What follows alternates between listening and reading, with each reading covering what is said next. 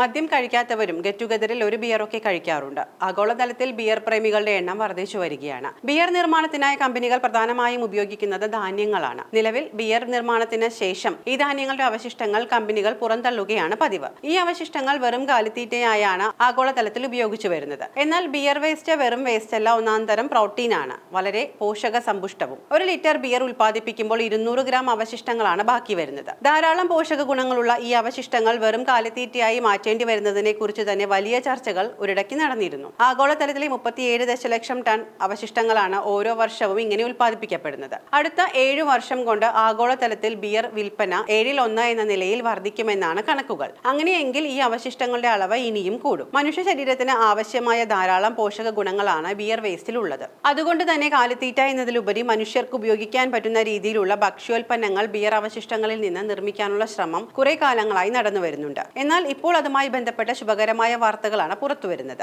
പാലുൽപ്പന്നങ്ങളും ഭക്ഷ്യ എണ്ണയും എന്തിന് ലെതർ വരെ നിർമ്മിക്കുകയാണ് ബിയർ വേസ്റ്റിൽ നിന്ന്. വടക്കുകിഴക്കൻ യൂറോപ്പിലെ എസ്തോണിയ കേന്ദ്രീകരിച്ച് പ്രവർത്തിക്കുന്ന ഒരു കമ്പനി ബിയർ നിർമ്മാണത്തിന് ഉപയോഗിച്ച ധാന്യങ്ങളിൽ നിന്ന് പാമോയിലിന് പകരമായി എണ്ണ വികസിപ്പിച്ചു. പാമോയിൽ ഉൽപ്പാദിപ്പിക്കാൻ എണ്ണപ്പന കൃഷി ചെയ്യുന്നതിനായി ആഗോളതലത്തിൽ വനനശീകരണം വ്യാപകമാണ്. പാമോയിലിന് പകരമായി ഒരു ഉൽപ്പന്നം വികസിപ്പിക്കുന്നതോടെ ഈ വനനശീകരണം ഇല്ലാതാകുമെന്നാണ് വിദഗ്ധർ പറയുന്നത്. അതിനു പുറമെ ബെൽജിയം ആസ്ഥാനമായ ഒരു കമ്പനി ചിക്കാഗോ കേന്ദ്രീകരിച്ച് പ്രവർത്തിക്കുന്ന മോൾസൺ കൂസിന്റെ സഹായത്തോടെ ബിയറിന്റെ അവശിഷ്ടങ്ങളിൽ നിന്നും ബാർലി മിൽക്ക് വേർതിരിച്ചെടുത്തിരിക്കുകയാണ്. വളരെ കട്ടിയുള്ള ഈ പാലിൽ ഓട്സ് മിൽക്കിനെ അപേക്ഷിച്ച് നോക്കുമ്പോൾ പഞ്ചസാരയുടെ അളവ് 25% കുറവാണ്. വിപണിയിൽ ഇതിന് വൻ സ്വീകാര്യത ലഭിക്കുമെന്നാണ് കമ്പനി പ്രതീക്ഷിക്കുന്നത്. ലണ്ടൻ ആസ്ഥാനമായ ന്യൂജൻ കമ്പനിയായ ആർഡോ ബയോമെറ്റീരിയൽസ് ബിയർ നിർമ്മാണത്തിന് ഉപയോഗിച്ച ധാന്യത്തിൽ നിന്ന് തുകൽ നിർമ്മിക്കുന്നതിന് സജീവമാവുകയാണ്.